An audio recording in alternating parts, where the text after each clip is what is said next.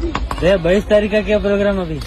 22 तारीख को बस यही कहूंगा, जो लोग विरोध कर रहे हैं कि मंदिर बनाने से क्या रोटी मिलेगी, उनके लिए संदेश है, रोटी नहीं कटोरा लेके बैठ जाना, सब्जी भी मिलेगी। ये बात रुको जरा, सबर करो। अभी हैदराबादी आदमी है, एक भाई साहब कहते हैं कि हम 15 करोड़ हैं, बांटो मत यार। मोदी साहब खुद कहते हैं हम 140 करोड़ है। साला ये राहुल गांधी साहब हमारे अच्छे आदमी है, 4000 किलोमीटर चले, साला 3 स्टेट गंवा दिए। हमारे मोदी जी समुद्र किनारे 100 कदम चले, एक देश की अर्थव्यवस्था ही बिगाड़ दी।